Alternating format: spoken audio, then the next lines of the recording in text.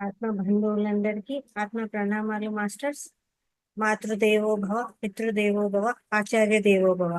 మనకి ఇంత చక్కటి జ్ఞానాన్ని అందించినటువంటి బ్రహ్మర్షి పితామహ పత్రిజీ గారికి, స్వర్ణమాల అమ్మగారికి, మహావతార్ బాబా గారికి, సమస్త గురుమండలానికి, ఈ భూమాతకు, ప్రకృతి మాతకు, ఈ విశ్వానికి అందరికీ కూడా ఆత్మ నమస్కారాలండి. మహావతార్ ఫౌండేషన్ లో 365 రోజుల సెషన్ లో 29వ రోజు క్లాస్ అందరికీ కూడా స్వాగతం. మనం ముందుగా కాసేపు ఒక 10 minutes మెడిటేషన్ చేసుకొని ఆ తర్వాత సీనియర్ పిల్లల మాస్టర్ అయినటువంటి వాణి మేడం గారి ద్వారా చక్కగా అరిషడ్ వర్గాల గురించి తెలుసుకుందాం. ఓకేనా? అందరూ కూడా ఒక గ్లాస్ మంచినీళ్ళు తాగండి. స్థిర సుఖాసనంలో కూర్చుందాము.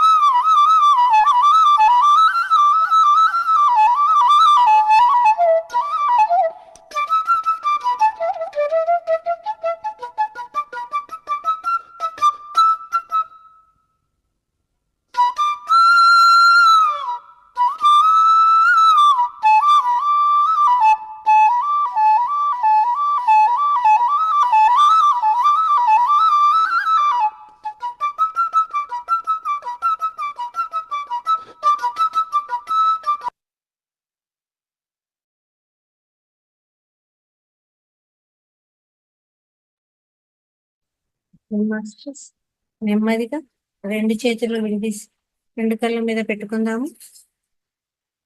5 4 3 2 1. ఇప్పుడు రెండు కళ్ళు తెరుస్తూ రెండు అరచేతులు చూసుకుందాము. చక్కని చిరునవ్వుతాం. ఇంతవరకు జరిగిన ధ్యానాన్ని మనకు అందించినటువంటి బ్రహ్మర్షి పితామహ పత్రిజీ గారికి చక్కగా ధన్యవాదాలు తెలియజేసుకుందామండి. Thank you. తదుపరి కార్యక్రమము స్వాధ్యాయంలో మనకు అరిషడ్ వర్గాల గురించి తెలుసుకుందాము అనేసి చక్కగా ఆ టాపిక్ గురించి చెప్పడానికి మనకు సీనియర్ పిరమిడ్ మాస్టర్ అయినటువంటి సుపరిచితురాలు, మనకు ఎంతో గ్రేట్ మాస్టర్ అయినటువంటి ధ్యాన జగత్ వాణి గారు మేడం గారు క్లాస్ కు రావడం జరిగిందండి. అందరూ కూడా చక్కగా క్లాప్స్ చేస్తూ మేడం గారికి వెల్కమ్ చెప్తాము. మంచి టాపిక్ తీసుకున్నారు మేడం. స్వాగతం మీకు క్లాస్ కు. నమస్తే. Thank you Lalitha madam. Thank you very much. Mahavatar foundation organisation masters అందరికీ నా యొక్క ధన్యవాదాలు. ఇంత చక్కని అవకాశం ఇచ్చినందుకు నా యొక్క ధన్యవాదాలు. మరి మనందరికీ ప్రియమైన బ్రహ్మర్షి పితామహ పత్రిజీకి నా యొక్క కృతజ్ఞతలు. ఎందుకంటే వారు అందించినటువంటి అద్భుతమైన జ్ఞానం వల్లనే మనం ఈ రోజు చక్కగా అందరం కూర్చుని మంచి మంచి విషయాలను ఒకరితోటొకరం పంచుకుంటున్నాము. కాబట్టి మన యొక్క జీవితాలకు ఒక అర్థాన్ని పరమార్థాన్ని చేసినటువంటి గొప్ప గురువు పత్రి గారికి నా యొక్క కృతజ్ఞతలు. ఈరోజు మనం ఒక చక్కటి టాపిక్ తీసుకున్నామండి, అరిషడ్ వర్గాలు. ఓకే, మనమంటే మన యొక్క భౌతిక దేహం, మన యొక్క మనస్సు, మన యొక్క ఆత్మ కదా. ఆత్మ చైతన్యం, దానినే మనం శ్వాస అని కూడా అనుకుంటాం. ఎందుకంటే ఆ శ్వాస ఉంటేనే మనము శివం. శ్వాస లేకపోతే ఈ శరీరం ఉన్నా వేస్తే, మనసున్నా, వీటికి ఒక అస్తిత్వం అనేది ఉండదు అనమాట. ఆ సోల్, ఆ చైతన్యం, ఆ శ్వాస, ఈ మూడు. అందుకే పత్రి గారు శ్వాసతో కూడి ఉండండి అనండి. శ్వాసతో కూడి ప్రయాణం చేయండి అంటే మన ఆత్మతోటి కూడి ప్రయాణం చేయడం, మన చైతన్యం తోటి కూడి మనం ప్రయాణం చేయడం అనమాట. కాబట్టి ఈ మూడిటికి ఒక అద్భుతమైన కలయికే మన యొక్క ఈ ఉనికి భూమి మీద కదా.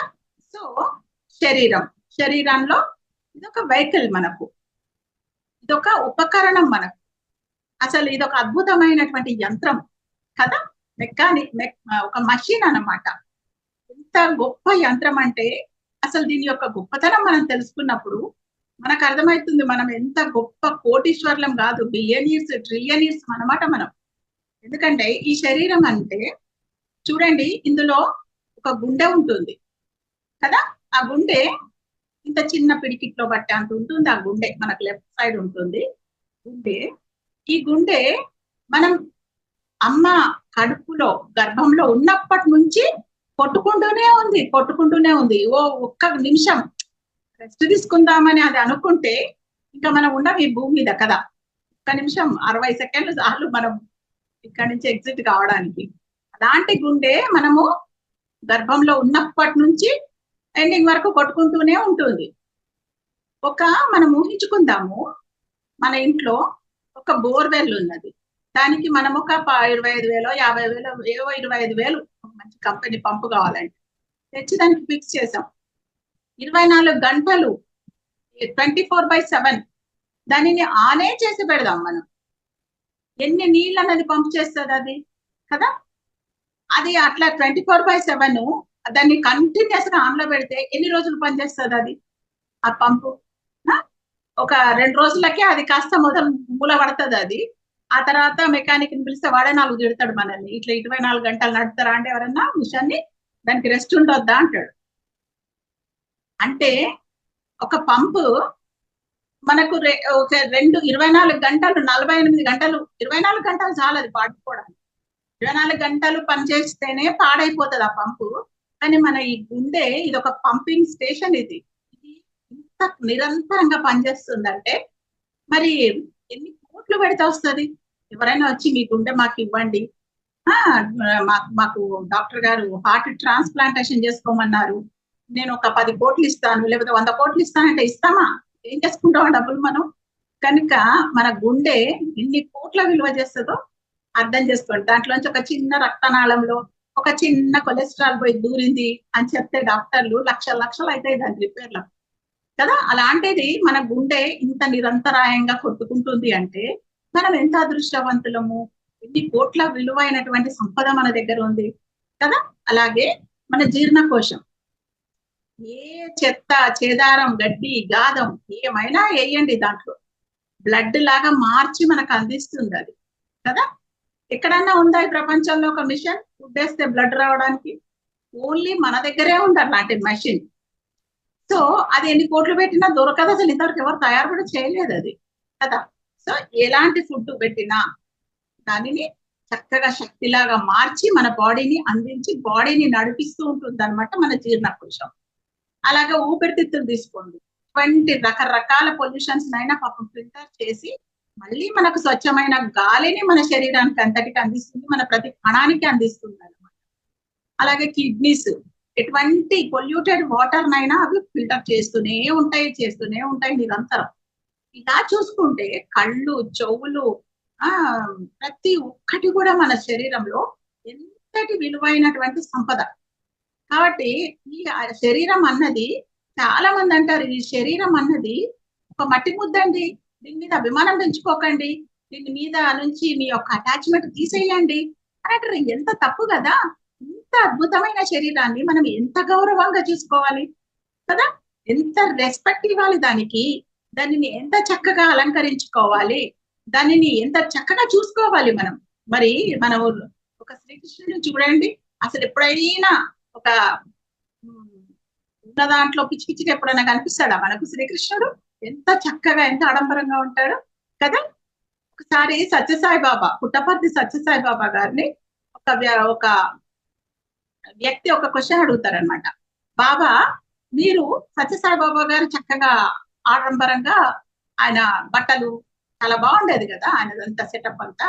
సో బాబా, మీరు ఎందుకు ఇంత ఆడంబరంగా ఇన్ని రకాల బట్టలు వేసుకొని ఇంత ఆడంబరంగా ఉంటారు, ఇంత అవసరమా మీకు అని నన్ను అడిగినప్పుడు, ఒక స్పిరిచువలిస్ట్కి అంత అవసరమా, ఎందుకుంటున్నారు మీరు ఇట్లా అంటే ఆయన చెప్తారు, నేనేమున్నానయ్యా బాబు, నేను చాలా తక్కువనే మెయింటైన్ చేస్తున్నా, నా గురువు ఇంకా చాలా చాలా ఎక్కువ మెయింటైన్ చేస్తాడు, ఆయన అసలు ఎక్కడ ఏ విషయంలో కూడా తగ్గడు, ఇక నేను నగలు అవి వేసుకోవట్లే, ఆయన నగలు కూడా బ్రహ్మాండంగా వేసుకొని తిరుగుతాడు అని అంటే, అవునా ఎవరండి మీ గురువు గారు అంటే, గొప్ప నాకంటే గొప్ప యోగీశ్వరుడు అయ్యా కృష్ణుడు అని చెప్తాడు అనమాట.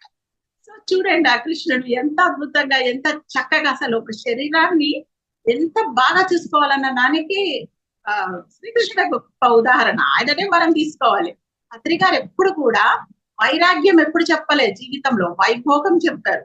వైరాగ్యం ఎప్పుడు ఉండాలి అని అంటే, మనము ప్రతిరోజు కొంతసేపు కళ్ళు మూసుకొని కూర్చోవడం వైరాగ్యం అన్నారు పత్రికారు.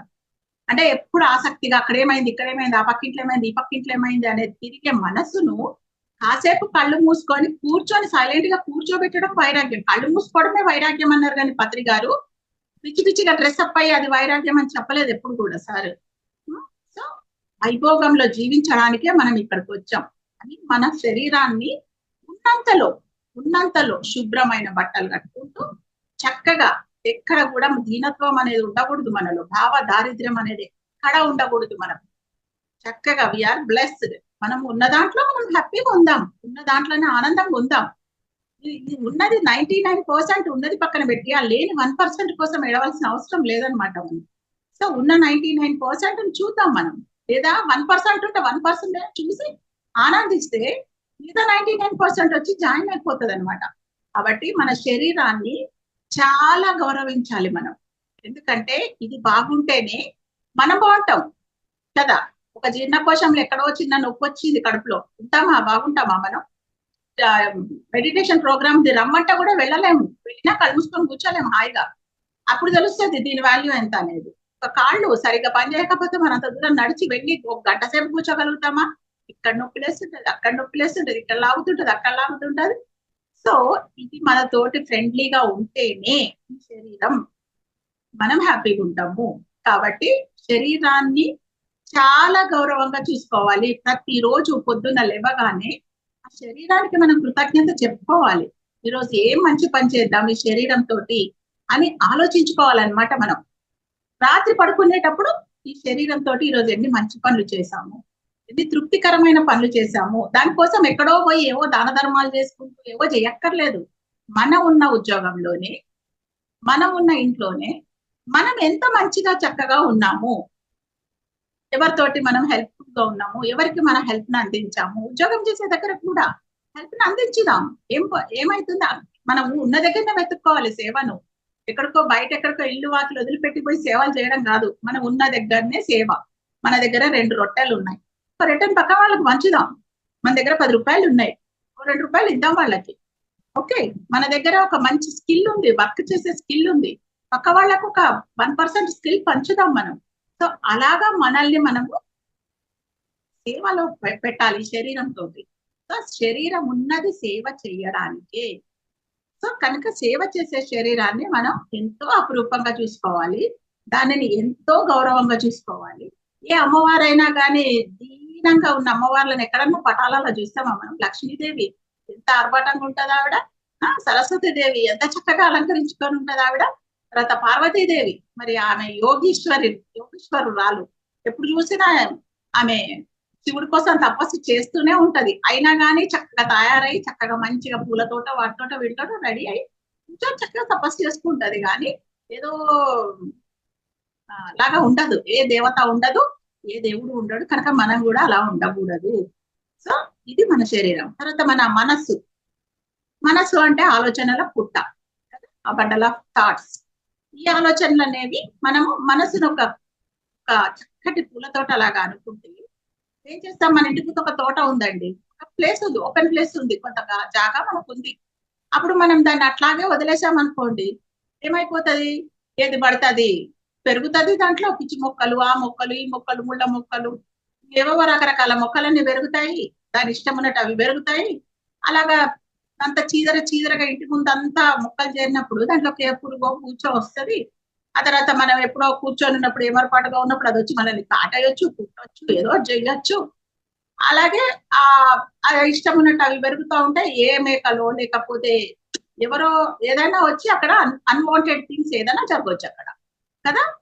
ఇఫ్ ఇట్ ఈస్ నాట్ దానిని మనము మెయింటైన్ చేయకపోతే, అలాగే మన మనసు కూడా మనం దాంట్లో చక్కటి తోటలాగా, ఇప్పుడు మన ఇంటి ముందున జాగాను ఒక ఆర్గనైజ్డ్ గా చక్కగా ఒక లేఅవుట్ చేసి దాంట్లో చక్కగా ఒక సైడ్ పూల మొక్కలు, ఒక సైడ్ కూరగాయల మొక్కలు, ఒక సైడ్ పండ్ల మొక్కలు అలా పెట్టి ప్రతిరోజు వాటికి చక్కగా నీళ్లు పోస్తూ ఏదైనా ఎక్స్ట్రా వచ్చినటువంటి పండిపోయిన ఆకులను తెంపేస్తూ అట్లా చేస్తూ దానిని చక్కగా మెయింటైన్ చేసామనుకోండి, ఆ తోట మనకెంత లాభం ఇస్తుంటుంది, అక్కడ కూర్చుంటే మనకి ఎంత ఆహ్లాదంగా ఉంటుంది కదా. సో అలాగే మనము మన మనస్సును కూడా ఒక తోట అనుకుంటే మంచి మంచి ఆలోచనలు నాటామనుకోండి, ఫ్రూట్ఫుల్ అయ్యి మనకు పండ్లు ఇస్తాయి, ఫలాలు ఇస్తాయి. ఆలోచనల ద్వారా మనకు మంచి జరుగుతుంది అన్నమాట. మనకు మంచి జరుగుతుంది, ఆ చుట్టుపక్కల వాళ్ళకు కూడా మనం ఆ పళ్ళు పూలు పంచుతాం కదా. సో మన ఆలోచనలు కూడా ఉభయక్షలోపరిగా ఉండాలి. మనకు మంచి జరగాలి, ఎదుటి వాళ్లకు మంచి జరిగే విధమైన ఆలోచనలను మనము నాటుకోవాలి. మన బ్రెయిన్ లో, మన సొంతంగా మన మనసులో నాటుకోవాలి. ఒక నర్సరీకి పోయినప్పుడు మనము అక్కడ నర్సరీ వాడు ఇచ్చిన పిచ్చి ఏ మొక్కలు పడితే ఆ మొక్కలు తెచ్చేస్తామా డబ్బులు ఇచ్చేసి, మనమే లోపలికి వెళ్ళి ఎల్లో కలర్ దొక గులాబీ, పింక్ కలర్ దొక గులాబీ, అద్దని ఇద్దని ఎంత సెలెక్ట్ చేసి తెచ్చుకుంటాం మనం. అన్ని తెచ్చుకొని ఆర్గనైజ్డ్ గా చక్కగా పెట్టుకుంటాం కదా. మరి మన మనసుని ఎందుకు ఇష్టం ఉన్నట్టు ఆలోచన మనము? ఎక్కడెక్కడి ఆలోచనలు వస్తున్నాయి, నిండుతున్నాయి. కళ్ళు మూసుకొని కూర్చుంటే జ్ఞానం కుదరటం లేదండి. ఎందుకు కుదురుతుందండి? మరి ఇన్ని రకాల ఆలోచనలు మన బుర్రలో మోసినప్పుడు ఎందుకు కుదురుతుంది మనకు ధ్యానం కదా. కాబట్టి మన లోపలికి వస్తున్న వాటి పట్ల నియంత్రణ అనేది ఉండాలి. అలా నియంత్రించుకుంటూ మనకు కావలసిన పండ్ల మొక్కలు లాంటి ఆలోచనలు, పూల మొక్కలు లాంటి ఆలోచనలు, అంటే కొన్ని ఆలోచనలు అందంగా ఉండాలి పూల మొక్కల్లాగా, కొన్ని ఆలోచనలు పండ్ల మొక్కల్లాగా మనకు ఫలాలు ఇవ్వాలి, కొన్ని మొక్కలు పచ్చ గడ్డి లాగా మనకు చల్లదనాన్ని ఇవ్వాలన్నమాట. అలాగా ఉండాలి మన ఆలోచనలు. అలా మన ఆలోచనలు ఉండాలంటే మనం అసలు వచ్చే ఆలోచనలు ఏంటి అని చెప్పి చెక్ చేసుకోవాలి కదా. అందుకు ధ్యానం అనమాట. మనం అలా కూర్చొని కళ్ళు మూసుకొని ఏం ఆలోచనలు వస్తున్నాయి, ఎలాంటి ఆలోచనలు వస్తున్నాయి ఫస్ట్ గమనిస్తాం మనం. గమనించిన తర్వాత అన్నెసెసరీ ఆలోచనలు వస్తున్నాయి, పిచ్చి మొక్కలు లాంటి ఆలోచనలు వస్తున్నాయి మన మైండ్ లోకి. ఏం చేయాలి అప్పుడు? కట్. అక్కడ ఆలోచనలను కట్ చేసేయాలి. కట్ చేయాలంటే వాటిని పట్టించుకోకూడదు అనమాట, వదిలేసేయాలన్నమాట. ఇంకా అది బయటనే ఎక్కడో పెరుగుతాయి, మాకు సంబంధం లేదనమాట. సో అలాగా మనము మన మైండ్ ని మనమే కల్టివేట్ చేసుకోవాలి. ఎప్పటికప్పుడు ఆ ఇష్టం ఉన్నట్టు ఆ మొక్కలు కూడా అటు ఇటు పెరుగుతూ ఉంటే మళ్ళీ కట్ చేసుకుంటూ ఉండాలి, ట్రిమ్మింగ్ చేసుకుంటూ ఉండాలన్నమాట. సో ఇదంతా చేస్తాం మనం ధ్యానంలో కూర్చొని. కాబట్టి మన శరీరాన్ని ఫిజికల్ గా మనము అచ్చంగా గౌరవించుకుంటూ దాన్ని చక్కగా పోషించుకోవాలి. ఎలా పోషించాలా శరీరాన్ని? ఎలా పోషించాలి? శరీరం చాలా తెలివైందండి. ఎందుకంటే it's a very intelligent tool. అదేం చేస్తుందంటే, పడని వస్తువు ఏమన్నా మీరు ఆ శరీరంలో వెయ్యండి, వెయ్యకూడని వస్తువు, మనకు అనవసరమైన వస్తువు వెయ్యండి, ఏం చేస్తుంది? ఇమ్మీడియట్ గా బయటకి తన్నేస్తుంది. మోషన్స్ రూపంలోనో వామిటింగ్స్ రూపంలోనో అవతల పడేస్తుంది అన్నమాట. ఏదో పాపం వేసారులే, పాపం తినేసి ఉంచుకున్నాలే అని ఏమనుకోదు, ఒక క్షణం కూడా ఉంచుకోదు. మరి అలాంటప్పుడు మనము ఈ శరీరాన్ని సరికాని ఆహారం, హింసాత్మకమైనటువంటి మాంసాహారంతో పెంచినప్పుడు మరి అది ఎలా ఊరుకుంటది? తన్ని బయటపడేయడానికి వీలు లేకపోతే జబ్బుల రూపంలో బయటకు పట్టుకొస్తుంది అనమాట. కాబట్టి మనము ఇతర జీవులను చంపి వాటి యొక్క వేదనలతో కూడిన వైబ్రేషన్స్ తోటి కూడిన ఆహారాన్ని రుచికరంగా శుచికరంగా వండుకొని దాన్ని తిన్నప్పుడు ఆ వేదనలు, చనిపోయేటప్పుడు ఏ జంతువు బాధపడుతుంది కదా. మనము ఎవరైనా ఒక మాట అంటేనే ఓ అని గిలగిల కొట్టుకొని బాధపడతాం, మన ఇంట్లో ఉన్న వాతావరణాన్ని అంతా కలుషితం చేస్తాం కదా. మనం మొహం ఎలాడేసుకొని కూర్చుంటే చుట్టుపక్కలంతా మన ఇంట్లో అంతా ఎట్లుంటది, డల్ కూడా అయిపోతుంది కదా. పిల్లలందరూ కూడా మమ్మీ అట్లా ఉండకు మమ్మీ, నువ్వు మంచిగా నవ్వుకుంటుండు మమ్మీ అంటారు కదా. మనం ఎప్పుడైనా మనం ఏం మన బాధ చెప్పం, కాస్త మొహం వేలాడేసుకొని ఉంటాం. చూసావా వాళ్ళు అట్లన్నారు అని బాధ అనిపిస్తూ ఉన్నప్పుడు ఇంట్లో హస్బెండ్ అదే మాట, ఎందుకట్లా ముఖం అంతా మార్చుకొని కూర్చున్నావు, మంచిగా ఉండొచ్చు కదా, హ్యాపీగా ఉండొచ్చు కదా, మాకు అదేం బాగాలేదు ఇట్లా ఉంటే అంటారు కదా. అంటే ఆ వైబ్రేషన్స్ వాళ్ళని తగ్గుతున్నాయి అన్నమాట. అలాంటప్పుడు మనకు ఒక మాట అంటేనే మన మైండ్ అంతా పాడైపోయి మన చుట్టుపక్కలంతా పాడు చేస్తాం కదా. అలాంటిది మనల్ని ఎవరైనా చంపడానికి వస్తే ఎట్లుంటది మన పరిస్థితి? ఎంత భయపడిపోతాం, ఎంత టెన్షన్ అయిపోతాం మనం. ఇవన్నీ వైబ్రేషన్స్ పైన ఎక్కడెక్కడో లోకాలను టచ్ చేస్తాయి కదా. ఏదైనా ఒక బలవంతంగా ఎవరైనా వచ్చి మనల్ని చంపితే ఎట్లుంటది? మరి ఆ జంతువులు బలవంతంగా చంపడమే కదా పాపం. దాని పాటి కదా ఆడుకుంటూ దాని జీవితాన్ని అది జీవిస్తూ దానికంటూ ఒక ప్లానింగ్ ఉంటది కదా. ఆ జంతువు కంటే ఒక ప్లానింగ్ ఉంటది కదా. మన లైఫ్ కి మనకి ఎట్లా ప్లానింగ్ ఉందో జంతువు లైఫ్ కి జంతువు ప్లానింగ్ అది చేసుకొని వస్తుంది ఈ భూమి మీదకి. అలాగ వచ్చిన జంతువు యొక్క ప్లానింగ్ ని మనం మధ్యలోనే కట్ చేసి దాన్ని హ్యాపీగా జీవిస్తున్న దాన్ని సజీవంగా చంపేసేస్తే ఆ వైబ్రేషన్స్ ఎంతటి నెగటివ్ వైబ్రేషన్స్ ఉంటాయి, భయంతో కూడిన వైబ్రేషన్స్ మన లోపలికి వచ్చేస్తాయి కదా ఆ ఫుడ్ ద్వారా. వచ్చినప్పుడు తెలియని భయాలలో మనలో ఏర్పడుతుంటాయి, మన పిల్లలలో ఏర్పడుతుంటాయి. అంత బాగానే ఉంటది, శుభ్రంగా తింటుంటాం తిరుగుతుంటాం, కానీ ఏంటో టెన్షన్ లోపల ఆందోళన, ఒత్తిడి, డిప్రెషన్ ఎందుకు ఉంటుందో తెలియదు. డాక్టర్ దగ్గరికి పోతే చూపించుకుంటే కూడా ఏం లేదంతా బాగానే ఉన్నారు కదా అంట. ఆ డిప్రెషన్ ఆందోళన భయాలు, తెలియని భయాలు, మన ఫుడ్ ద్వారా మన లోపలికి వచ్చిన తెలియని భయాలు ఏమైపోతాయంటే జబ్బుల రూపంలో బ్లాక్స్ ఏర్పడిపోతాయి మన ఈ భౌతిక శరీరంలో. 150 years కాదు కదా, 200 years కూడా ఉండే గ్యారంటీతో తెచ్చుకున్న బాడీ ఏం చేసుకుంటున్నాం మనము? మన అనవసరమైన ఫుడ్ తోటి, మన అనవసరమైన ఆలోచనలతోటి దీన్ని మనము 50-60 years 30-40 years కే చంపేసి తీసుకెళ్ళిపోతున్నాం అనమాట మనం. ఎంత తప్పు కదా అది. సో చక్కటి శుద్ధ శాకాహారం, శాకాహారంలో కూడా మళ్ళీ శుద్ధంగా ఉండాలి. చక్కగా వండేటప్పుడు కూడా మన మనసు అనేది చక్కటి ఆలోచనలతోటి వండిన ఆహారము, తాజా కూరగాయలతోటి, ప్రాణశక్తితోటి నిండిన కూరగాయలతోటి, డీప్ ఫ్రైలు చేయకుండా అంతలోనే వాటిని ఎంత ఉడికించాలో అంత ఉడికించి ఎంత తినాలో అంత తిన్నప్పుడు బాడీ మనకు ఎంత సపోర్ట్ చేయాలో అంత సపోర్ట్ చేస్తుంది అనమాట. సో అలాగే మన మనస్సులో కూడా ఆలోచనలను చక్కటి పూల తోటలాగా మనం పెంచుకోవాలి. ఈ రెండు సరిగా ఉన్నప్పుడు మన ఆత్మ ఈ శరీరంలో ఈ యొక్క మనస్సులో చక్కటి అనుభవాలను పొందుతూ ఉంటది అనమాట. అప్పుడు ఆత్మ ఎల్లప్పుడూ ఆనందంగానే ఉంటది. ఆత్మ కావాల్సింది ఆనందకరమైన అనుభవాలు, అంతే కదా. సో ఎందుకంటే ఆత్మ ఈ భూమి మీదకి ఒక విజిటర్ లాగా వచ్చాం మనం, ఆత్మస్వరూపులమైన మనం. విజిటర్స్ కి కావాల్సింది ఎంజాయ్మెంటే కదా. మనం ఎక్కడో ఏదో డెహ్రాడూన్కో లేకపోతే కులు మనాలికో పోతాం, అక్కడ ఏడవడానికి పోతామా? కాదు కదా. మనం చక్కగా ఐసులు అవి ఇవి నేచర్ చూసి ఎంజాయ్ చేయడానికి పోతాం. అలాగే మనం ఈ భూమి మీదకి వచ్చింది విజిటర్స్ లాగా ఎంజాయ్ చేయడానికి, ఈ శరీరాన్ని తీసుకొని మనసుని తీసుకొని. కాబట్టి ఇక్కడ ఎంజాయ్మెంటే మన మన అజెండా, ఎంజాయ్మెంటే మన పర్పస్ ఆఫ్ లైఫ్. సో ఈ శరీరం హ్యాపీగా ఉన్నప్పుడు, ఈ మనసు చక్కగా ఆర్గనైజ్డ్ గా ఉన్నప్పుడు ఆత్మ హ్యాపీగా దాంట్లో అనుభవాలను పొందుతూ ఉంటుంది. లేకపోతే సైలెంట్ గా ఈ బతికింతే అని చెప్పేసి ఎక్కడో సైలెంట్ గా నిద్రాణ స్థితిలోకి వెళ్ళిపోతుంది అన్నమాట. అంటే మనము నడుస్తున్న శవాల లాగా ఉంటాం అన్నమాట. ఆత్మ చైతన్యం అనేది డోర్మెంట్ స్టేట్ లోకి వెళ్ళిపోయినప్పుడు, నిద్రాణ స్థితిలోకి వెళ్ళిపోయినప్పుడు, ఆ శరీరము, ఆ మనసు, ఆ గందరగోళం, ఆ ఆలోచన, మనసు చేసే ఆలోచనలు బట్టి శరీరం, శరీరం తిరిగే తిరుగును బట్టి మనస్సు, ఇంకా అంత ఎక్కడికక్కడ ఆగమాగం అయిపోతుంది అనమాట. సో చచ్చిపోయిన తర్వాత, మరణం తర్వాత అప్పుడు మేల్కుంటది మన ఆత్మ. ఇచ్చా ఏం చేసాం మనము, ఈ శరీరాన్ని పాడు చేసాము, ఈ మనసునంత మొత్తం పిచ్చి ఆలోచనలతో నింపేసేసి ఏం పని మీద వచ్చినాం, ఏం పని మీద చేసినాం, విజిటింగ్ కోసం వచ్చినాం మనం, విజిటర్స్ లాగా, ట్రావెలర్స్ లాగా వచ్చి ఇదంతా కంపకం చేస్తున్నాం, ఏంటబ్బా చా అని మళ్ళీ అక్కడ రివ్యూ చేసుకొని, రివైజ్ చేసుకొని, అక్కడ ఉన్నత తలాల మాస్టర్స్ అందరూ చెప్తారు, బాబు నువ్వు పోయిన పని ఇది, చేసుకొచ్చిన నిర్వాహకం ఇది, కాబట్టి మళ్ళీ పోయి మళ్ళీ అని చక్కగా చేసుకొని రా అని చెప్పి మళ్ళీ పంపిస్తాం. మళ్ళీ వస్తామా, మళ్ళీ మర్చిపోతే ఇంత సంగతులు అనమాట. సో ఇలాంటి శరీరంతో, ఇలాంటి మనసుతోటి, ఇలాంటి ఆత్మ ప్రయాణం మనం చేస్తున్నాము అంటే we are so so so so blessed అనమాట. చక్కగా అసలు మనం, this is the purpose of our life. ఏంటి మన పర్పస్? ఇక్కడ ఏదో పెద్ద భూమండలాన్నంతా మార్చేసి శుక్రగ్రహం లాగానో బుధగ్రహం లాగానో చేయడం కాదు మన పని.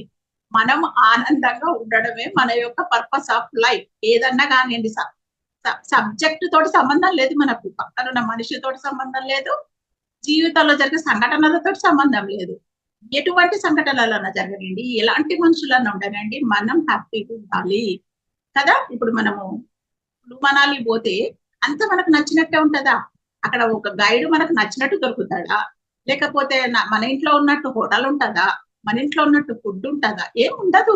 కానీ మనం మన ఉద్దేశం ఏంటిది? ఎంజాయ్మెంట్ కోసం పోయింది కాబట్టి ఏది ఎట్లున్నా ఎంజాయ్ చేస్తాం. ఓహో ఇక్కడ ఇలా ఉంటుందా, ఓకే, దానిని మనం యాక్సెప్ట్ చేసుకుంటూ ఎంజాయ్ చేసి వస్తాం. ఎందుకంటే బోల్డు డబ్బులు ఖర్చు పెట్టిపోతాం కాబట్టి. మరి ఈ మనాలి పోవడానికే ఓ 25,000 ఖర్చు పెట్టినందుకే మనం ఇంత జాగ్రత్తగా, ఇంత యాక్సెప్టెన్స్ లో ఉన్నప్పుడు, మరి అసలు 100 years లైఫ్ టైం కోసం మనం ఈ భూమి మీదకి వచ్చి ఎంతో టైంను, ఎంతో వాల్యుబుల్ దీనిని మనం ఖర్చు పెట్టుకొని వచ్చాము ఇక్కడికి. మరి ఇంకెంత గ్రేట్ యాక్సెప్టెన్స్ లో ఉండాలి కదా మనము. ఈ ప్రతి ఒక్కటి మన జీవితంలో ఎదురయ్యే ప్రతి ఒక్క దాని పట్ల ఓకే లెట్ గో, వదిలేసేయి, హ్యాపీగా మన పని మనం చేసుకుంటూ పోదాం. వాళ్ళు అట్లున్నారు, వీళ్ళు ఇట్లున్నారు, వీళ్ళని నేను బాగు చేయాలి, వాళ్ళని నేను మార్చేయాలి, ఏం మార్చక్కలేదు, ఇవ్వని ఎవరు మార్చక్కలేదు. ఇక్కడ మనల్ని మనం మార్చుకుంటూ మనం ముందుకు పోతూ ఉండడమే పర్పస్ ఆఫ్ లైఫ్ తప్ప ఇంకేదో గానే కాదు ఇక్కడ పర్పస్ ఆఫ్ లైఫ్. దానికోసం ఓ పెద్ద పుస్తకాలు చదవక్కర్లేదు. అంటే చదవాలి పుస్తకాలు చదివినా అర్థమయ్యేది ఇదే. కానీ our whole purpose of life is nothing but to be happy at every situation with every person. This is the essence of our life అన్నమాట. సో ఇలాంటి దీనికోసం ఇలా భూమి మీదకి మనం వచ్చాము. వచ్చేటప్పుడు కొన్ని టూల్స్ తెచ్చుకున్నాం మనం.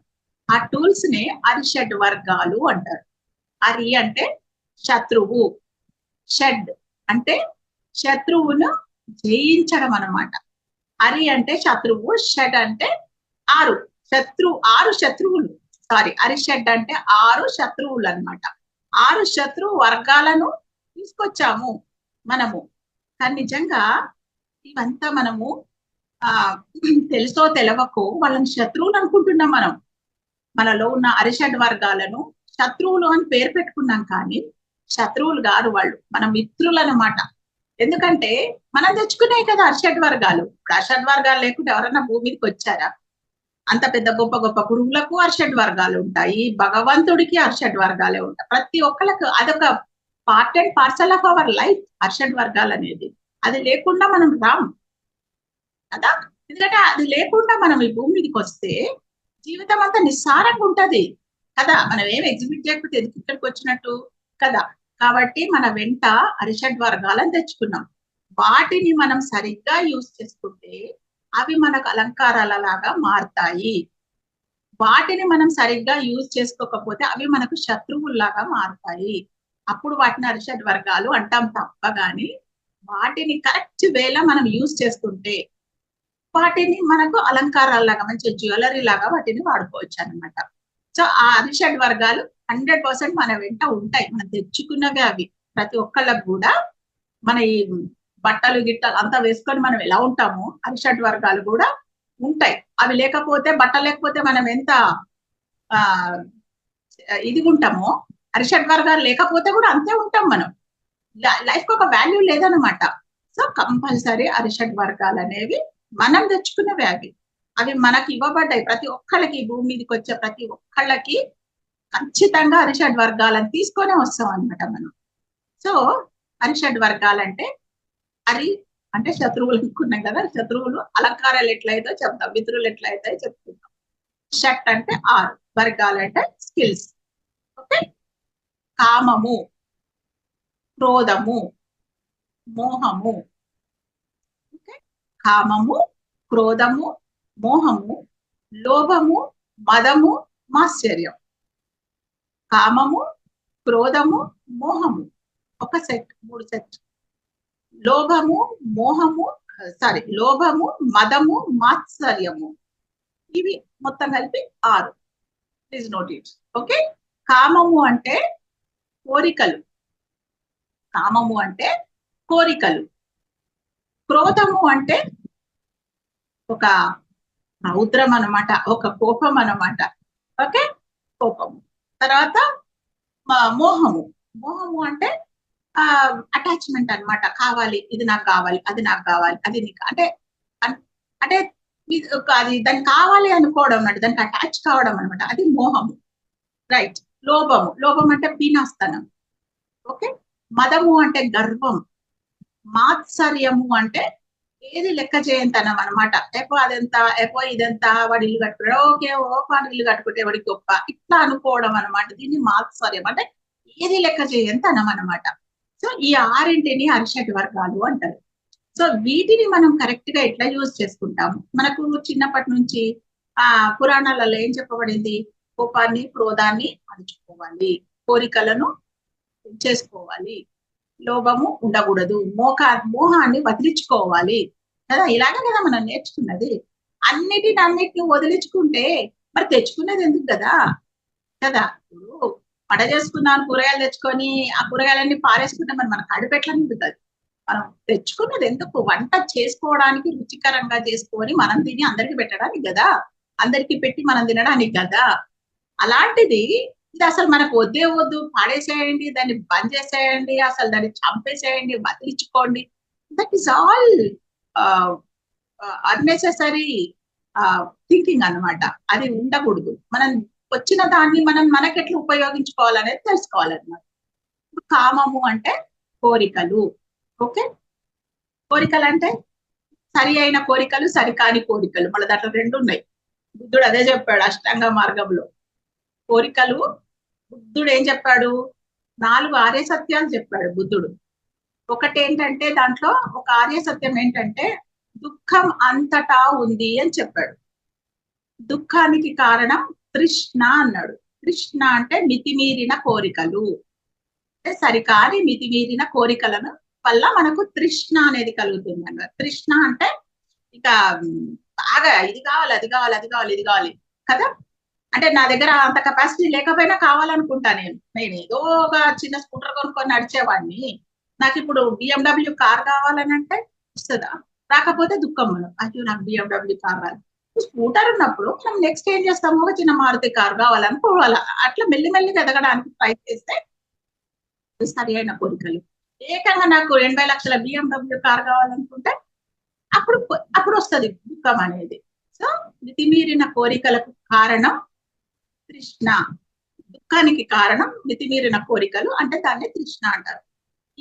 ఈ తృష్ణకు కారణం ఏంటి అంటే అవిద్య.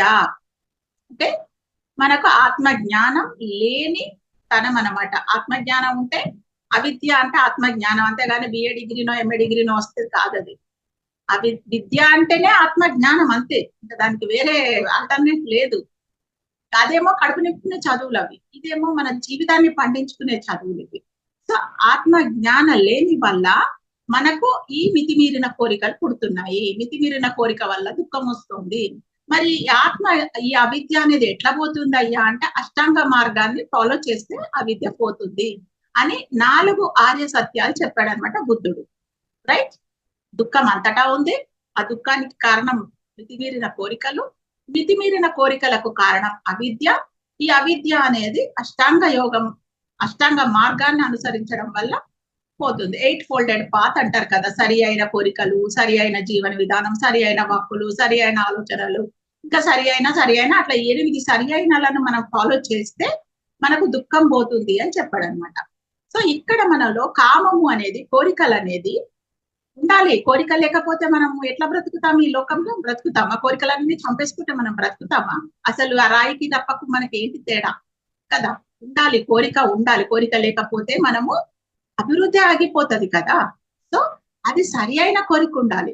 ఆ కోరిక వల్ల మనకు లాభం ఉండాలి, మన పక్క వాళ్ళకు లాభం ఉండాలి. ఓకే, అది ఇంకా ఇంకా పెరిగి పెద్దగైనప్పుడు మన కోరికలు ఎలా ఉంటాయంటే పిరమిడ్ కట్టాలి, దాంట్లో 10 మందికి ఉపయోగపడే విధంగా ధ్యానం చేసుకుంటారు, లేకపోతే ఒక పెద్ద ధ్యాన మహాయాగాన్ని నేను నిర్వహించాలి, కొంతమంది మూడి దాన్ని ఒక పెద్ద బ్రహ్మాండంగా చెయ్యాలి, వేలాది మందికి ధ్యానం అందాలి, శాకాహారం ర్యాలీలు తీయాలి, విశ్వంలో ఉన్న ప్రాణకోటి అంతా కూడా ఆనందంగా ఉండాలి. ఈ అనుకోవడం కోరికే కదా. సకల ప్రాణకోటి ఆనందంగా నాలాగే జీవించాలనుకోవడం ఎంత పెద్ద కోరిక. సో సరికాని కోరికల నుంచి సరి అయిన కోరికల వైపు ప్రయాణం చేయాలన్నమాట మనం. సో కాబట్టి ఈ మితిమీరిన కోరికల పట్ల మనం ఏం చేయాలంటే లోభత్వాన్ని చూపించాలి. ఇప్పుడు ఈ అరిషడ్ వర్గాలను ఒకదానికొకటి ముడిపెట్టుకుంటే చాలు, మనం ఏం చేయక్కర్లేదు. ఈ కామము అన్న దానిని లోభం అనే దానితో ముడిపెట్టండి. లోభం అంటే పినాసితనం అనుకున్నాం కదా, పిసినారితనం అన్నమాట. అంటే మన దగ్గర ఉన్న దానిని దాచుకొని చేయడం అన్నమాట. తక్కువ ఉంటది వాళ్ళ దగ్గర, కానీ కొంచెమే తింటారు వాళ్ళు. లోభి ఎంత తక్కువ తింటుంటాడు, ఎంత తక్కువ ఎవరికైనా ఇవ్వాలన్నా తక్కువ ఇస్తుంటాడు. సో లోభత్వం అన్నమాట, మైజర్ అంటారు. సో ఈ లోభత్వాన్ని మనం ఈ కోరికల దగ్గర అటాచ్ చేయాలన్నమాట. అంటే అర్షడ్ వర్గాలను ఒకదానితో ఒకటి లింకప్ చేయాలి మనం. కామం తోటి లోభం అంటే మితిమీరిన దగ్గర ఉన్నప్పుడు ఏం చేయాలి? ఈ లోభత్వాన్ని తీసుకపోయి అటాచ్ చేయాలి. అక్కడ మనం లోభత్వం ఉండాలి. ఇన్ని కోరికలు ఎందుకు మనకు? 100 కోరికల దగ్గర 2-3 కోరికలు, 10 కోరికలు తెచ్చుకుందాం చాలు కదా అని ఇక్కడ మనం పొదుపు చేయాలన్నమాట. ఆ లోభత్వాన్ని ఇక్కడ చూపించుకోవాలి మనం. రైట్? అంటే ఆ సేమ్ అరిషడ్ వర్గాలను ఒకదానికొకటి లింక్ పెట్టి పడేయాలన్నమాట. సో కామమని మితిమీరిన రకరకాల కోరికలను మనలో వస్తున్నప్పుడు ఆ లోభత్వాన్ని తెచ్చి దీనికి అటాచ్ చేసి ఆ 100 రకాల కోరికలను తక్కువ చేసుకుంటూ మన స్మూత్ గా మన జీవితం నడిచేటట్టుగా చేసుకోవాలి. రైట్? అది మెల్లిమెల్లిగా ఏమవుతుంది అంటే లోక కళ్యాణ కార్యక్రమమైన కోరికల వైపు దారి తీస్తుంది అనమాట. అది ఈ లోభత్వం దగ్గర మనం ఫిక్స్ చేసుకుంటే అలా వెళ్తుంది. తర్వాత కోపం అన్నమాట. కోపం అనేది లేకపోతే ఎలా ఉంటది జీవితం? అస్సలు కోపం తెచ్చుకోకుండా ఇట్లా ఉంటే అసలు ఒకసారి రావాలి కోపం. అప్పుడప్పుడు కోపం వస్తేనే మనలోంచి అదంతా వెంట అయిపోతుంటది అనమాట, బయటికి వెళ్తుంటది అనమాట. ఎప్పుడో ఒకసారి కుక్క ఢామ్ అని వెళ్ళినట్టు వెళ్తాం మనం. కాబట్టి అప్పుడప్పుడు కోపం అనేది బయటికి రావాలి. కానీ ఆ కోపము సరి అయిన సమయంలో, సరి అయిన విధంగా, సరి అయిన మోతాదులో రావాలన్నమాట. రైట్ అండి? అంటే కోపం రాగానే, ఆ పని అయిపోగానే మళ్ళీ మనం నార్మల్ స్థితికి రావాలి, రెసిలియంట్ కావాలి. లేకపోతే ఆ కోపం అనేది మన క్యారెక్టర్ లాగా మారిపోయి వీళ్ళొట్టి కోపిష్టోళ్ళు అని చెప్పి పేరు పడిపోతుంది అనమాట. సో దానివల్ల మనకి ఎన్నో అనర్థాలు జరుగుతాయి. ఏది మితిమీరి ఉండకూడదు అనమాట. ఏది బ్యాలెన్స్డ్ ఉండడమే జీవితం. బ్యాలెన్స్ అనేది నేర్చుకోవాలన్నమాట మనం. సో ఆ కోపం అనేది ఎక్కడ ఏ మేరకు ఎంత డిగ్రీలు తెచ్చుకున్నాము, అది మనం ఇప్పుడు తెచ్చుకోవాలి కాబట్టి తెచ్చుకున్నాం అన్న అవేర్నెస్ తోటి ఆ కోపం తెచ్చుకుంది అయిపోగానే ఇమ్మీడియట్ గా మళ్ళీ మన యొక్క నిజ స్థితికి మనం వచ్చేయాలి. అక్కడ ఆ పని సరి అయింది, కోపం రావడం వల్ల నా పని సరిగ్గా జరిగింది అన్న అవేర్నెస్ మనకు ఉండాలన్నమాట. క్లాస్ లో ఒక టీచర్ ఉంటది, 30 మంది పిల్లలను మెయింటైన్ చేయాలంటే ఎక్కడో ఉంటాడు, ఒకళ్ళు ఇద్దరు ఉంటారు పక్క వాళ్ళని కూడా చెడగొట్టేవాళ్ళు. అప్పుడు కూడా టీచర్ కూర్చొని శాంతి మంత్రం జపిస్తే నడవదు, అక్కడ టైం వేస్ట్ అయిపోతుంది. కాబట్టి ఒక్కసారి టీచర్ ఏ అని చెప్పేసి ఒక్కసారి టీచర్ వార్నింగ్ ఇస్తే సైలెంట్ అయిపోతుంది, క్లాస్ కంట్రోల్కి వస్తుంది. అప్పుడు ఆమె లెసన్ చెప్పుకొని బయటపడుతుంది కదా. సో అలాంటి టైంలో కోపం తెచ్చుకోవాలి కదా, కానీ ఆ కోపం వల్ల ఎదుటి వాళ్ళకు హాని జరగొద్దు. ఆ కోపం వల్ల ఎదుటి వాళ్ళంతా అవేర్నెస్ లోకి రావాలి. మన కోపము ఎదుటి వారిలో అవేర్నెస్ ని పెంచాలి. గారు మనం పోయినప్పుడు ఏదో మనం మన సోదులని చెప్పుకుంటుంటే సార్ ఒక్కసారి అరవడము ఏదో ఒకటి చేసేవారు కదా. అప్పుడు మనం ఏమయ్యేవాళ్ళం, ఒక్కసారి సడన్ గా మళ్ళీ ట్రాక్ లోకి వచ్చేవాళ్ళం. మనం ట్రాక్ లోకి వచ్చి మళ్ళీ ఒకసారి దుమ్ము దుంపబడి మళ్ళీ ట్రాక్ లో నడిచేవాళ్ళం మనం. అంటే ఒక గురువు, మరి పత్రి సార్ ఏమైనా కోపిష్ట ఆయననా? పత్రి సార్ ఏమన్నా ఆయనలో కోపాన్ని కంట్రోల్ చేసుకోలేని గుణం ఉందా? కాదు కదా. మళ్ళీ వెంటనే ఆ నిమిషంలోనే సార్ మళ్ళీ నార్మల్ గా అయిపోతారు, మళ్ళీ పిలుస్తారు, మళ్ళీ జోకులు వేస్తారు, ప్లేట్ తెచ్చుకోండి అని చెప్తారు, భోజనం వడ్డిస్తారు, బాగుందా బాగుందా అని అడుగుతారు. అసలు ఆ సారేనా అనిపిస్తుంది. అలాగుండాలన్నమాట మన యొక్క ప్రవర్తన, కోపం. అలా మన కోపం మీద మనం కంట్రోల్లో ఉంచుకున్నప్పుడు మనకి ఎంత గర్వం ఉండాలి. మదము ఫస్ట్ కామాన్ని తీసుకుపోయి లోభానికి కనెక్ట్ చేసామా, లోభం తర్వాత ఏముంది అక్కడ, మదము ఉందన్నమాట. మదము అంటే గర్వం అన్నమాట. మరి నా కోపాన్ని నేను కంట్రోల్ చేసుకున్నందుకు నేను ఎంత గర్వంగా ఉండాలి. గర్వం అంటే పక్కోళ్ళని చూసి గర్వం రాదు, నన్ను చూసి నేను గర్వపడాలి. నా యొక్క కంట్రోల్ పవర్ ని చూసి నేను గర్వపడాలి. నాలో ఉన్న సహన శక్తిని చూసి నేను గర్వపడాలి. నాలో ఉన్నటువంటి పవర్ ఆఫ్ టాలరెన్స్ చూసి నేను గర్వపడాలి. ఇవి చూసి మనం గర్వపడాలి, కానీ పక్కోడికి నాకంటే తక్కువ ఉందని చూసి గర్వపడడం కాదు. మనమే మనకు పోటీ, ఎవ్వడు మనకు పోటీ కాదు ఈ లోకంలో. కాబట్టి మన యొక్క కోపాన్ని మనం కంట్రోల్ చేసుకునే విధానాన్ని చూసి మనం గర్వపడాలి అన్నమాట. ఓకే, ఇప్పుడు ఎన్నైనాయి? 4 అయిపోయినాయి కదా. కామము, లోభం అయిపోయింది, కోపము, మదము అయిపోయింది.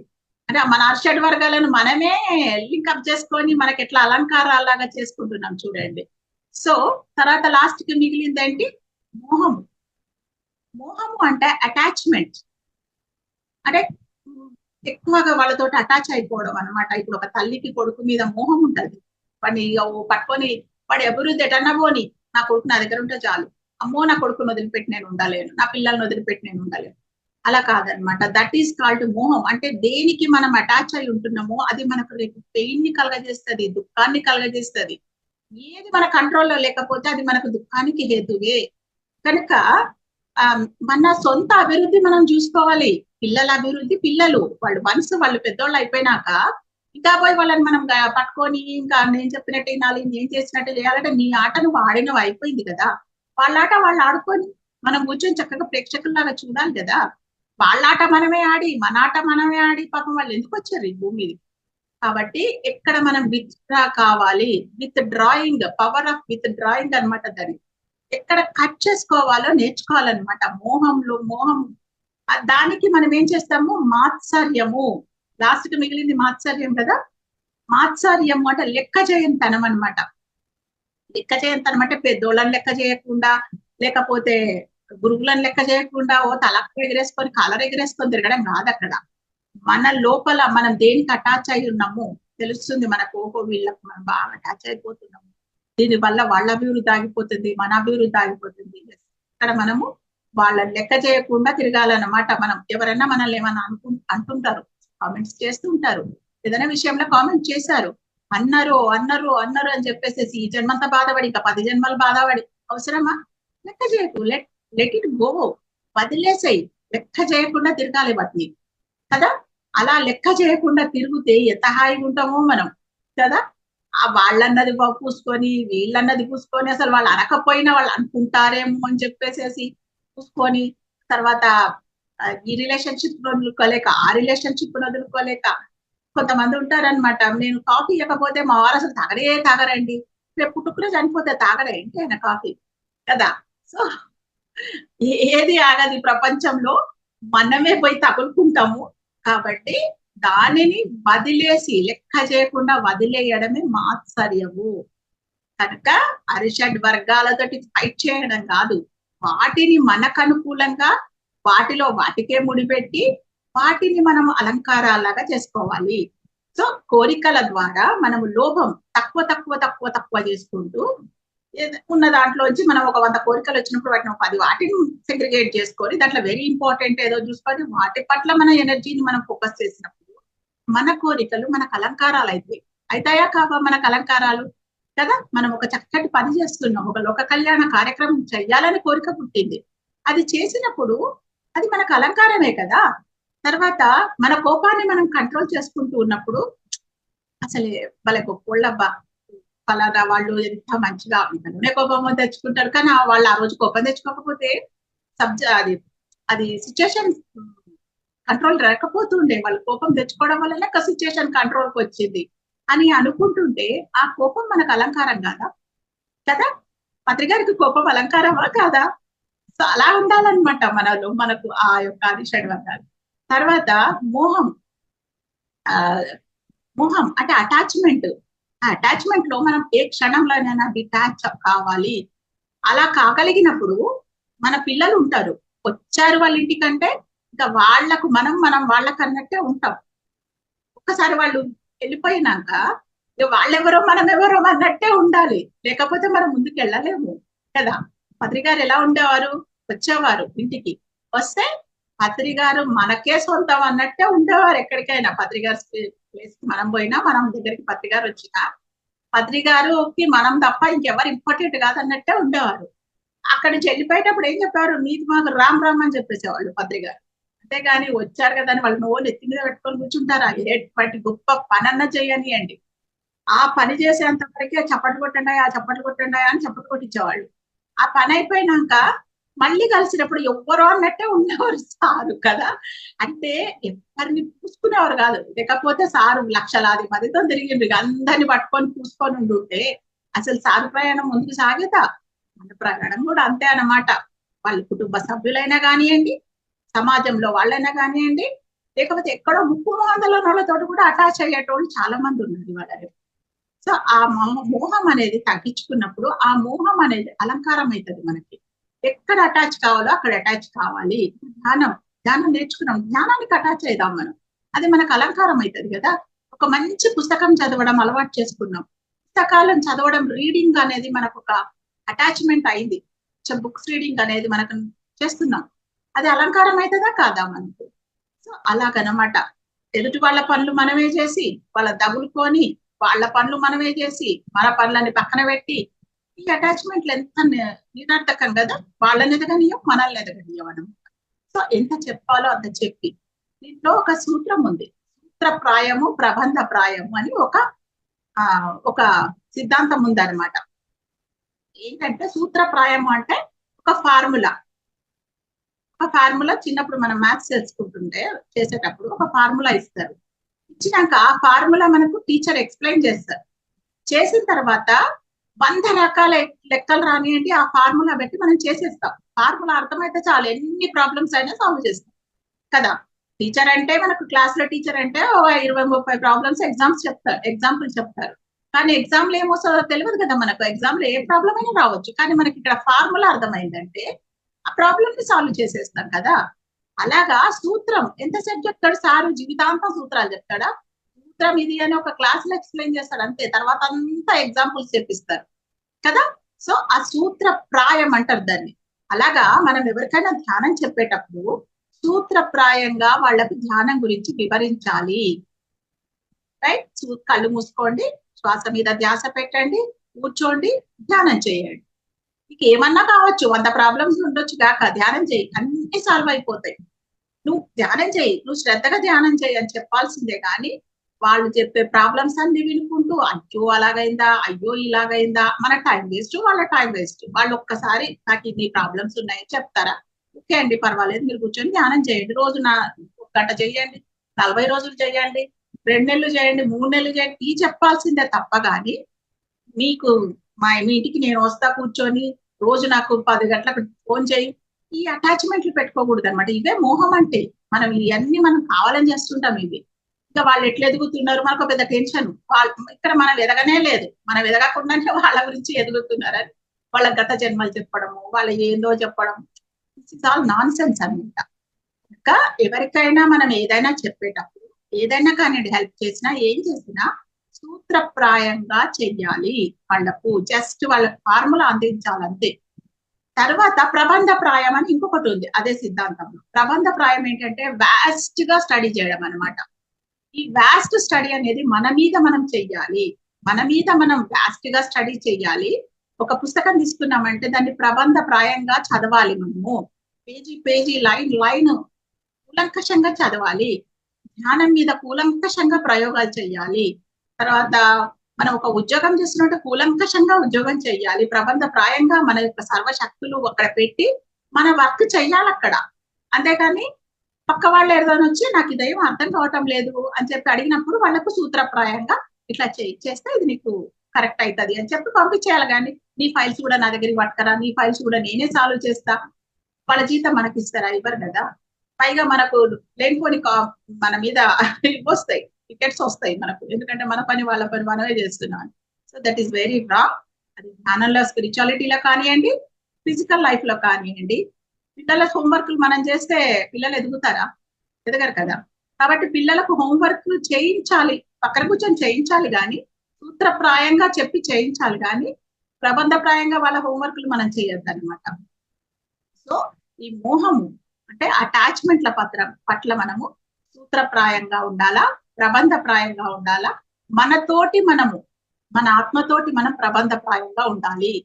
మన అంతర్గత ప్రయాణాన్ని మనం ప్రబంధప్రాయంగా చెయ్యాలి. వేరే వాళ్ళ అంతర్గత ప్రయాణాన్ని ప్రబంధప్రాయంగా మనం చెయ్యలేము. ఎందుకంటే వాళ్ళ లోపలికి వాళ్ళు ప్రయాణం చేయాలి, మనం ఎట్లా ప్రయాణం చేస్తాం? అంటే వాళ్ళకి సూత్రప్రాయంగా చెప్పాలి. కళ్ళు మూసుకో, ధ్యానం చెయ్యి, నీ శ్వాస మీద నువ్వు ధ్యాస ఉంచు, నీ లోపలికి నువ్వు ప్రయాణం చెయ్యి, నీ లోపల ఏం జరుగుతుందో నువ్వు గమనించు అని వాళ్ళకి చెప్తే చాలు. వాళ్ళ లోపల ఏం జరుగుతుంది మనకు అనవసరం, రైట్? సో ఇలా మనము కామము, క్రోధము, మోహము, ఈ మూడింటిని, లోభము, మదము, మాత్సర్యము, ఈ వీటితోటి మనము బ్యాలెన్స్ చేసుకోవాలన్నమాట. ఇలా బ్యాలెన్స్ చేసుకున్నప్పుడు ఈ అరిషడ్ వర్గాలు అనేవి మనకు అలంకారాల లాగా మారుతాయి అన్నమాట. లేకపోతే అస్తవ్యస్తంగా మారి మనం ఆగమాగమయ్యి గదరవలలో పడిపోతాం అనమాట. సో ఇది తెలుసుకోవాలి మనం. అరిషడ్ వర్గాలను అణిచివేయండి, ఇదంతా నాన్ సెన్స్. అణిచివేయద్దు ఏది, ఎందుకంటే మనం తెచ్చుకున్నాం, దే ఆర్ ద టూల్స్. వాటిని ఎట్లా ఉపయోగించాలో తెలుసుకోవాలి మనం. ఎట్లా ఉపయోగించాలో తెలుసుకున్నప్పుడు will be happy, everyone will be happy. Thank you very much, madam. Thank you.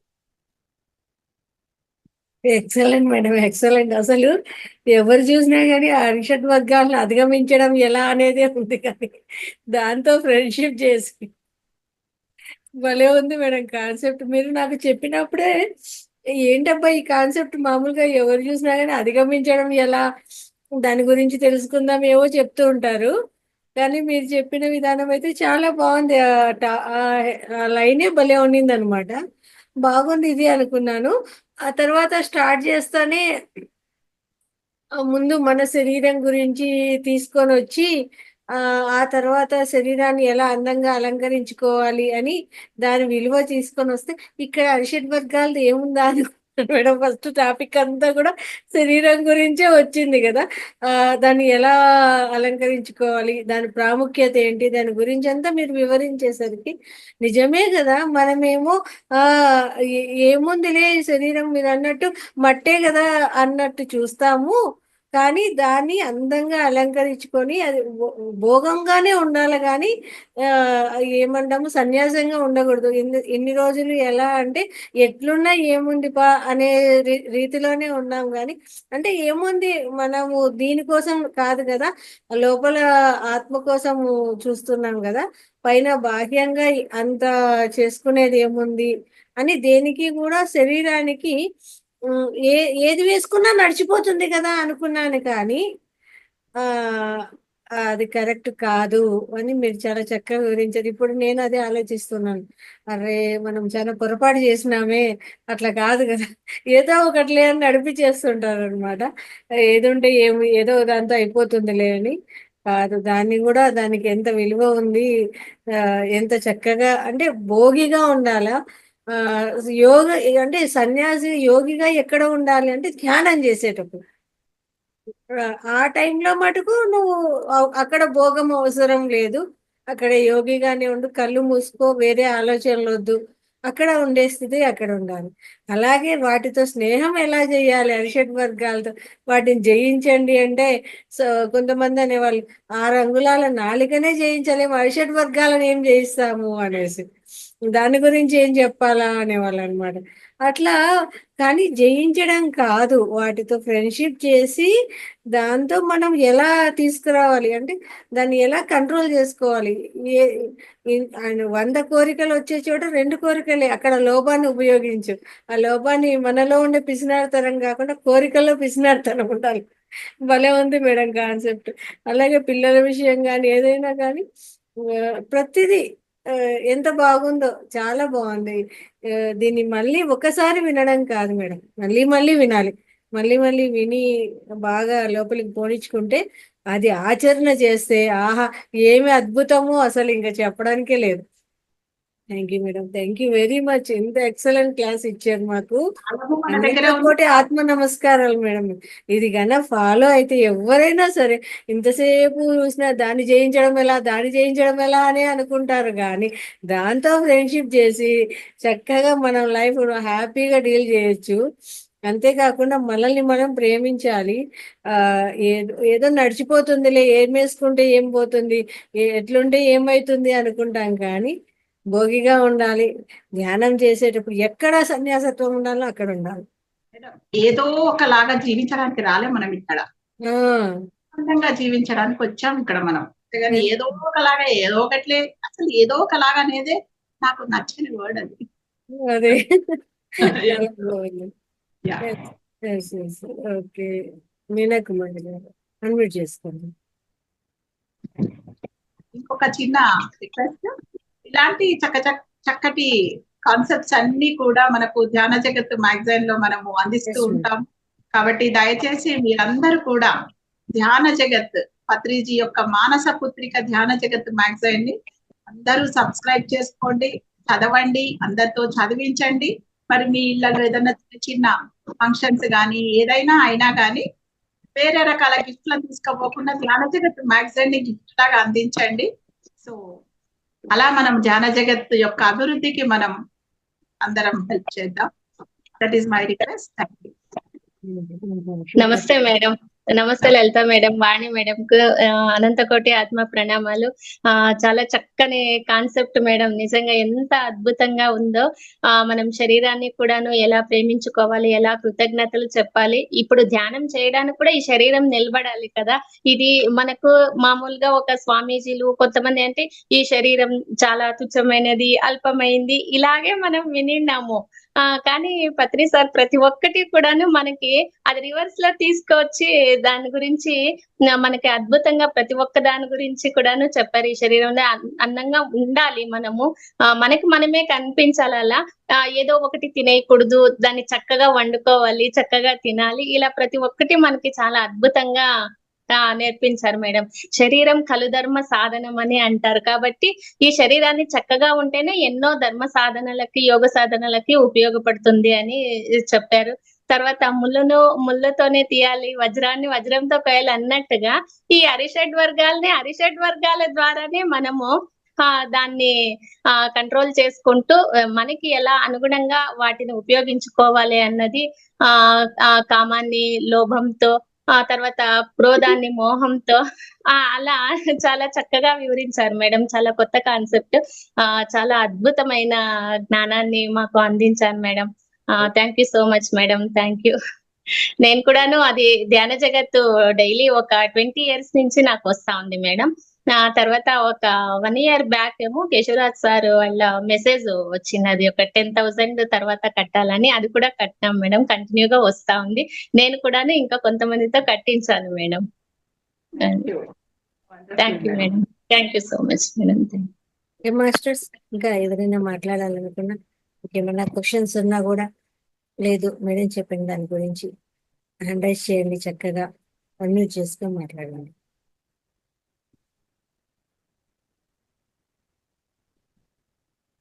ఎవరికి ఏం డౌట్స్ లేవా? నారాయణరావు గారు కామెంట్లు అయితే ఏం పెట్టారో సార్ అయితే అసలు.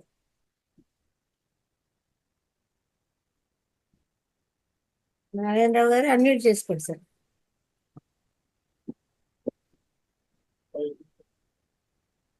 నా మైండ్ లో ఏముందో అది చెప్పారు ఒకటి. సేమ్ సంకల్పం. ఓకే, వెరీ గుడ్, చాలా బాగుంది క్లాస్, మహా అద్భుతం. వెళ్తే మేడం మంచి మాస్టర్ని తీసుకురమ్మన్నాను, అలాగే తీసుకొస్తున్నారు, చాలా అద్భుతం. ఎలాగే జరగాలని ఈ 300 రోజులు ఎంతో అద్భుతంగా కోరుకుంటున్నాను. Okay, okay. సుభాషిణి గారు అన్మ్యూట్ చేసుకోండి.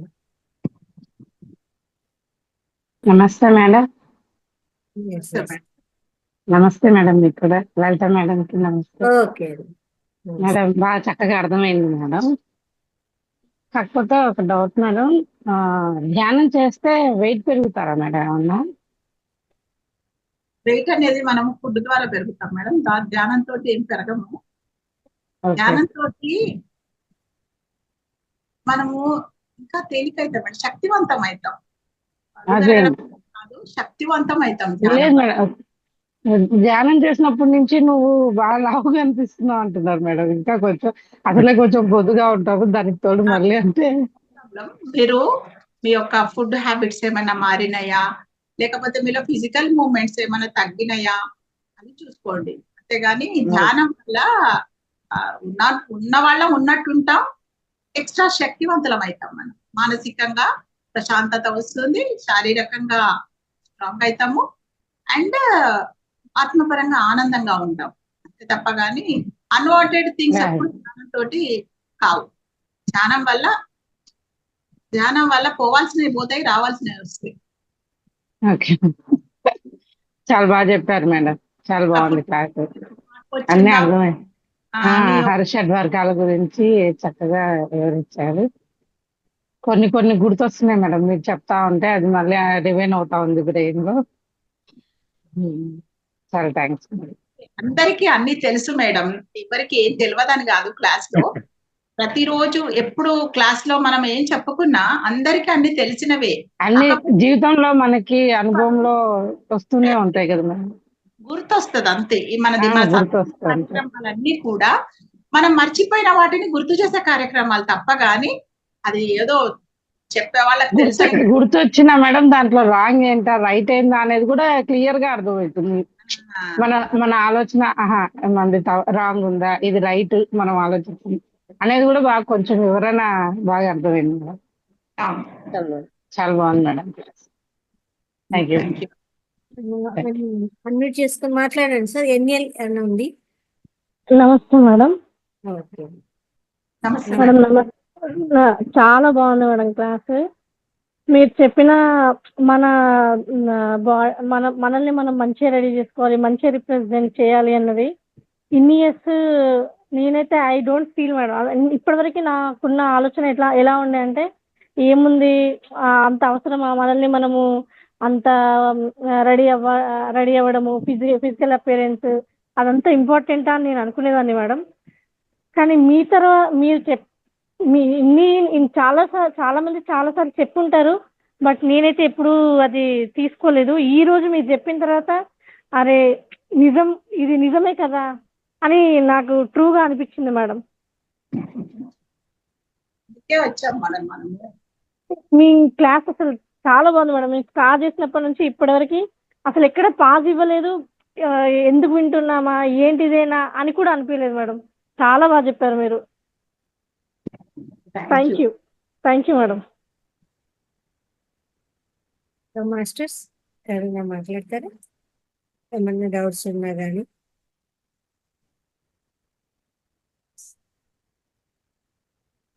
ఫీలింగ్స్ చక్కగా ఎక్స్ప్రెస్ చేయొచ్చండి. కామెంట్లే కాదు, అన్మ్యూట్ చేసుకొని మాట్లాడి కూడా చూపించవచ్చు మేడం చెప్పిన విషయం మీద. ప్రసన్న పూజిత, మీరు కూడా చక్కగా కామెంట్స్ ఇచ్చారండి. అన్మ్యూట్ చేసుకోండి.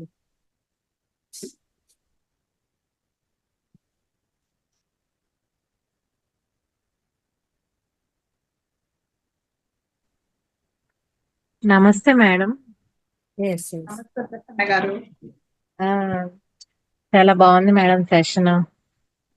అంటే నాకు ఫస్ట్ టైం, అందుకని చెప్పలేను. నెక్స్ట్ టైం ఇంకా బాగా చెప్తాను. అందుకే అమ్మ కొత్తగా వచ్చింటారు, మాట్లాడడానికి భయపడతారు. అలా ఉంటుందని ఆ భయాన్ని పోగొట్టడానికి మాట్లాడండి, రండి ముందుకు అని చెప్తాం అనమాట. కొత్తగా వస్తే తెర వెనకే ఉంటారు, తెర బయటికి కూడా రారనమాట. వీడియోస్ ఆఫ్ చేసుకుంటారు, కొన్ని రోజుల తర్వాత వీడియోస్ ఆన్ చేసుకుంటారు, ఇంకొన్ని రోజుల తర్వాత మాట్లాడడం మొదలు పెడతారు. ఆ భయం పోగొట్టడం కోసమే చెప్తూ ఉంటారు. చెప్పాలి. రండి. అసలు మీరే చెప్పాలి తర్వాత మళ్ళీ. Okay madam. ప్రసన్న మేడం, ఏదైనా ఆ, జనరల్ గా మనం తీసుకునే టాపిక్స్ ఏవైనా మన డే టు డే లైఫ్ లో ఉపయోగపడే విధంగానే ఉంటాయన్నమాట. స్పిరిచువాలిటీ, లైఫ్ రెండు సంసారంలో నిర్వాణం చెందే విధంగానే తీసుకుంటాం మనం. కాబట్టి ప్రతి ఒక్కటి ఆచరించదగ్గ టాపిక్స్ ఉంటాయి. సో మీరు అవును మేడం. నాకు చివర్లోది కూడా బాగా అనిపించింది. అదే అందరికీ వర్క్ చేయటం కాదు అని చెప్పారు కదా. మనం అంటే హెల్ప్ చేస్తాము, ఆ, చెప్పడం రావట్లేదు, అందుకే నేను చెప్పట్లేదు. ఇప్పుడు కూడా హెల్ప్ చేస్తుంటాం. ఒకసారి ఏంటి అంటే అందరు మంచోళ్ళు అనుకోవాలి మనల్ని. అందరూ ఎందుకు, ఎంతమంది అనుకోవాలి? అవును. మీద ఉన్న 750 కోట్ల మంది మన అనుకోవాలా? పని మనం చేసుకోవాలి అని చెప్పారు. అందరూ మంచి వాళ్ళు అనుకోవాల్సిన అవసరం లేదు. మనల్ని మనం మంచి వాళ్ళు అనుకుంటూ మన పని ముందు మనల్ని మనం వదిలిపెట్టేస్తే మనం మంచి వాళ్ళం ఎట్లయితాం? కాదు కదా. సో మన పని మనం చేసుకుంటూ పక్క వాళ్ళకి హెల్ప్ చేయాలి. వాళ్ళ పని తీసుకొని మనం చేయకూడదు, వాళ్ళకి గైడ్లైన్స్ ఇస్తే చాలు, ఫార్ములాస్ అవును. ఇస్తే చాలు, అది చేసుకొని వెళ్ళిపోవాలి అవతల వాళ్ళు. అంతేగాని మొత్తం మనమే అంత పని చేసి తీసుకోవాలంటే కష్టం. అది అంతేనా మేడం? అదేనా మీరు చెప్పాలనుకుంది? Yes madam. Thank you madam. మీ పని కూడా నేను చేసా ఇప్పుడు. Okay, thank you madam, thank you very much. Excellent class.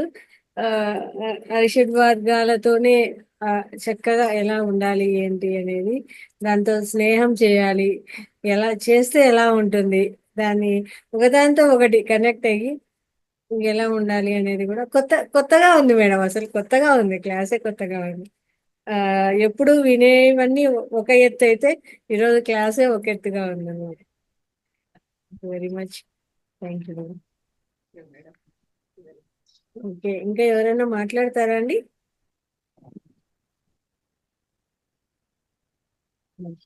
Okay madam, thank you. తిరిగి మళ్ళీ నెక్స్ట్ సెషన్లో మీ యొక్క క్లాస్ మంచి టాపిక్స్తో ఇలాగే మాకు వస్తూ చక్కగా స్వాధ్యాయాన్ని అందించాలని కోరుకుంటున్నాము. మీరు కూడా ఏమంటామంటే మహావతార్ ఫౌండేషన్లో ఒక మెంబర్ అయిపోయినారు. మాకు అంత అద్భుతంగా ఉందన్నమాట. సెషన్స్ కూడా అట్లే ఇస్తున్నారు. బాబాజీ అనుమతి ఉంటేనే మనం చేయగలం ఇట్లాంటి పనులు. Yes yes ma'am. లైవ్ వెళ్తుందా? లైవ్ వెళ్తుందా? టైం సరిపోయింది మేడం. ఇంకా లైవ్ వెళ్తుందా అంటున్నా. లైవ్ లేదు మేడం, లైవ్ లేదు, మనం రికార్డ్ చేస్తాము.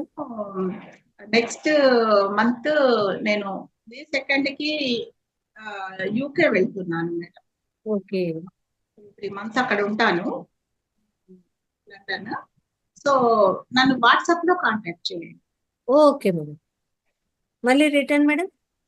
నేను 2-3 months మేబీ ఇంకా రిటర్న్ టికెట్ చేసుకోలేదు. అవునా? డాటర్. Okay madam, sure. అక్కడ వాట్సాప్ నుంచి అయితే అవైలబుల్ ఉంటారు కదా?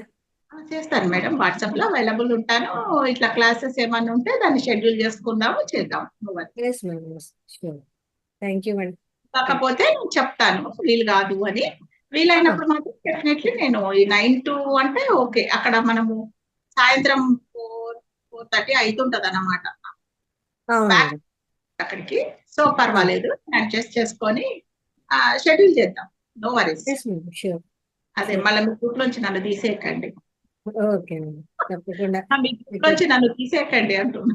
లేదు లేదు, మిస్ చేయండి మేడం. ఖచ్చితంగా ఖచ్చితంగా చెప్తున్నారు కదా, మహావతార్ ఫౌండేషన్ లో మీరు భాగస్వాములు అయిపోయారు అనేసి. అద్భుతంగా. కాబట్టి ప్రతి సెషన్ ప్రతి దాంట్లోనూ ఉండాలి మీ క్లాస్ అనేది అందరికి అవైలబుల్ అన్నప్పుడు నాకు చెప్పండి, నాకు వీలైతే నేను తప్పకుండా దానికి తీసుకుంటాను. ఖచ్చితంగా ఈ మంత్ ఎండింగ్కే నేను స్టార్ట్ చేస్తాం కాబట్టి అప్పుడు ఉంటారు కదా మీరు. సెకండ్ కి వెళ్తున్నాను అంటే ఫస్ట్ మంత్ ఎండింగే నేను 25th కల్లా మొదలు పెట్టేస్తాము నెక్స్ట్ మంత్ షెడ్యూల్ కు. కాబట్టి మీరు అవైలబుల్ ఉంటారు అప్పుడు. అదేంటి క్లాసెస్, మేడం అదేం క్లాసెస్? నెక్స్ట్ మంత్ కు ఈ మంత్ ఎండింగ్ నుంచే ప్లానింగ్ అనమాట. ఏ డేట్స్ లో ఎవరెవరు అన్నట్టు చూస్తాము. అంటే అందుకే 41 days క్లాసెస్ ఇవి ఎట్లా 365 ఇది days? కంటిన్యూగా ఉంటుంది కదా మేడం. 365 days classes? ఇది ఇప్పుడు మామూలుగా జరిగేది మేడం, ఏదైతే ఉందో అదే 9 to 10 కంటిన్యూ అలాగే ఉంటుంది. ఇంకా 1 year పాటు కంటిన్యూ ఉంటుంది, ఎక్కడ ఏం స్టాప్ ఉండదు దీనికి. అయితే మాస్టర్స్ ఏం చేస్తామంటే ఇప్పుడు ఈ 1వ తారీఖు నుంచి 30వ తారీఖు వరకు మాస్టర్స్ ముందు ఈ మంత్ ఎండింగ్కే మొత్తం ఏ రోజు ఎవరు అనేసి షెడ్యూల్ చేసేసుకుంటాం. 1వ తారీఖు ఎవరు, 2వ తారీఖు ఎవరు, 3వ తారీఖు ఎవరు. ఇంద్రాణి తెలుసా మీకు? ఇంద్రాణి ఇంద్రాణి ఆ, ఇంద్రాణి తెలుసా? ఇంద్రాణి మేడం క్లాస్ విన్నారా ఎప్పుడైనా? లేదు మేడం, లేదు లేదు. నేను ఇస్తా అంటే తను కృష్ణమోహన్ గారు ఉన్నారు కదా, తాడిపత్రి కృష్ణ, వాళ్ళ డాటర్ అమ్మాయి క్లాసెస్ కూడా పెట్టించండి. ఎస్ మ్యామ్, మీరు నంబర్ షేర్ చేశారంటే ఇంకా మనకు అది ఆనందం కదా, ఇంకా కొత్త కొత్త వాళ్ళని కూడా పిలుచుకురావడం క్లాస్. ఆస్ట్రేలియాలో ఉండే మాస్టర్స్ వాళ్ళ నంబర్లు కూడా ఇస్తాను.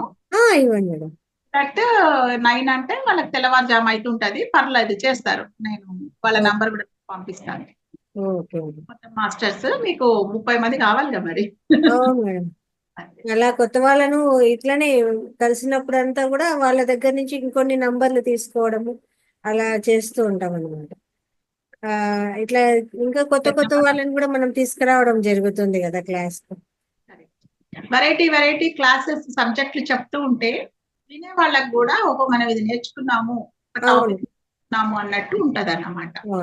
మళ్ళీ ఇప్పుడు అదే పాతగానే రిపీట్ అవుతూ ఉంటే వీళ్ళకి కూడా అట్లా అనిపిస్తుంది అనమాట. అయితే మనం ఎంతమందిని తీసుకొని వచ్చినా ఆ జ్ఞానాన్ని పొంది తిరిగి చెప్పే రకంగా తయారు కావాలి తీసుకొని. అది కూడా అంటే కొంతమంది ఆల్రెడీ ఒక 5-6 మంది చెప్పడానికి వస్తున్నారు మేడం క్లాస్ లో. అది 2-3 నెలలు అయ్యాక ఇప్పుడు ప్రజెంట్ అయిన వాళ్ళలోంచి మళ్ళా మీరు వాళ్ళ క్లాసులు పెట్టియండి. చిన్న సింపుల్ ధ్యానం గురించి చెప్పండి చాలు.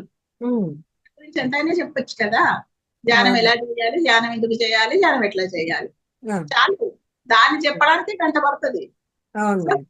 మన మాస్టర్స్ లోంచే మన ఇప్పుడు అక్కడ ఎవరైతే ఉన్నారో వీళ్ళ నుంచే కంపల్సరీ ఎంత వస్తుందో చెప్పండి అని చెప్పి చేయించండి.